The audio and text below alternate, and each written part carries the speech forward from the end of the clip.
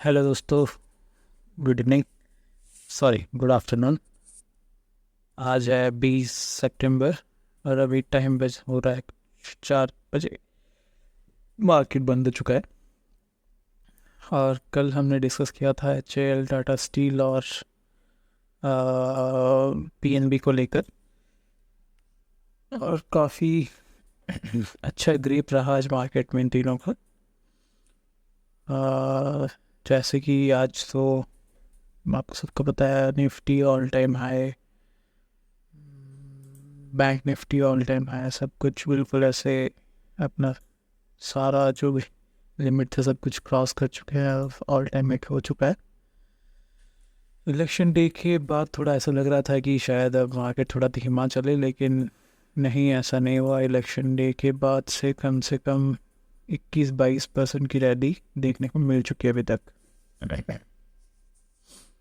तो आज हम डिस्कस करेंगे हमारे नेक्स्ट टॉप स्टॉक्स के बारे में। ऑब्वियसली महिंद्रा एंड महिंद्रा मैंने काफ़ी दिनों से कुछ स्टॉक्स होल्ड कर रखा था, 70-80 क्वांटिटी कुछ थी मेरी, जिसका मैंने 30-35% अभी तक तो बेच दिया है। 20-25 अराउंड मैंने बेचा है स्टॉक्स, और 50 कुछ स्टॉक्स मैंने होल्ड कर रखा है।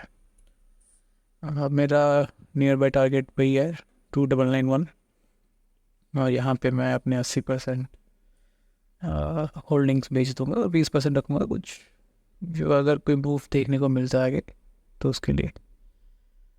कुछ स्टॉक्स मेरे से मिस हो गए थे, जैसे कि हिंडाल्को। ये भी एक बढ़िया सी, जैसे कि आपको सबको बताया, मैं स्टील इंडस्ट्री में बुलिश हूँ 2025 को लेकर।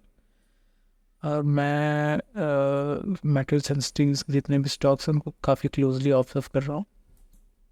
CG पावर एक, ये मैंने आज एक पोजीशन बनाई थी और मेरा बाइंग एवरेज वही था 721।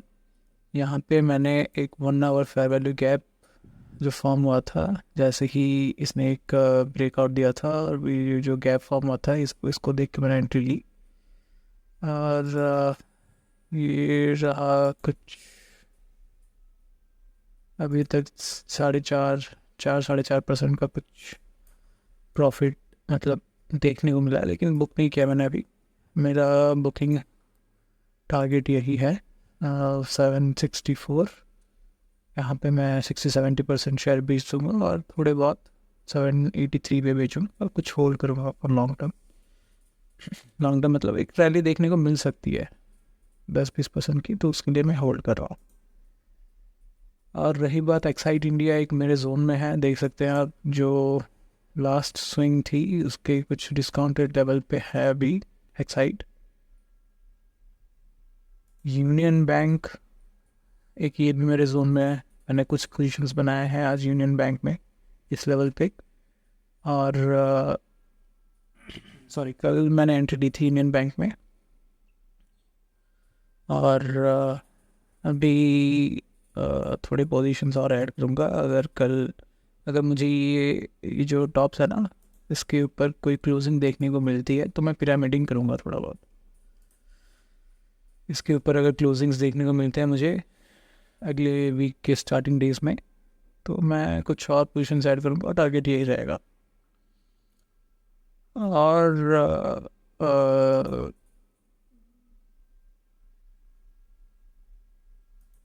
ये, हाँ, एस्कॉर्ट की बोतल ये रहा, इस पे काफ़ी अच्छी लीड मिली थी। मतलब मैंने टारगेट रखा था कि ये शायद इसको लिक्विडेट करके फिर ऊपर जाएगा, और वैसा ही हुआ।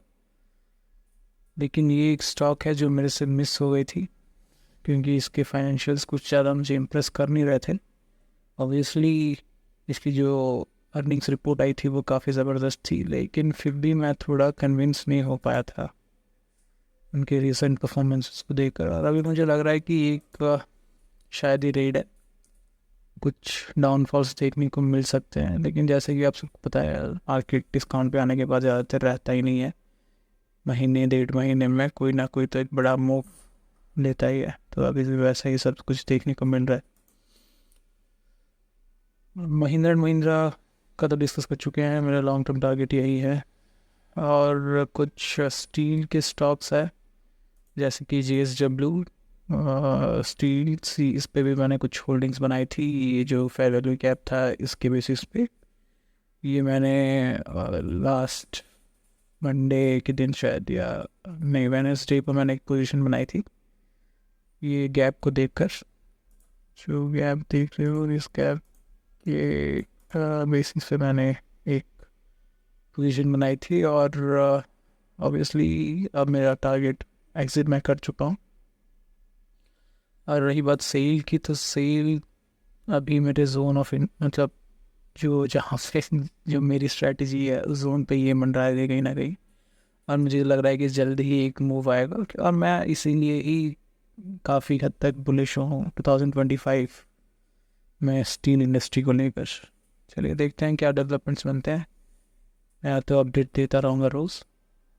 और एक मेरे जोन ऑफ इंटरेस्ट में अदानी एंटरप्राइजेस, ये भी अपने डिस्काउंट लेवल पे अभी झूल रही है और आज काफ़ी अच्छा एक मूव देखने को मिला है। और एक स्टॉक है हिंदुस्तान जिंक, ये भी एक अच्छे रैली के बाद एक अच्छे डिस्काउंट लेवल पे अभी ऑफर हो रहा है, मतलब लोग बेचने की कोशिश कर रहे हैं। और ये जो गैप्स थे, फेयर वैल्यू गैप्स थे, उन गैप्स को भी फिलअप करके आगे बढ़ते हुए दिख रहा है। तो यहाँ पे भी ये भी एक स्टॉक है जिस पे मेरी नज़र है। अगर मैं पोजीशंस बनाऊँ तो मैं वो ऑब्वियसली यूट्यूब पे डाल दूँगा। बाकी क्या कुछ रहता है आगे के दिनों में देखा जाएगा। आज तो लास्ट डे ऑफ वीक था, तो सैटरडे संडे अब ऑफ रहेगा। मंडे के ओपनिंग में एक्सपेक्टेड है कि मंडे के ओपनिंग से हम क्या एक्सपेक्ट कर सकते हैं। एक तो टाटा स्टील, इस पे कुछ एक अच्छा मूव देखने को मिल सकता है। जितना कुछ मतलब न्यूज़ आए हैं टाटा स्टील को लेकर उस हिसाब से मूवमेंट कुछ हुआ नहीं है। एक अच्छा मूव यहाँ पे टाटा स्टील की तरफ से देखने को मिल सकता है।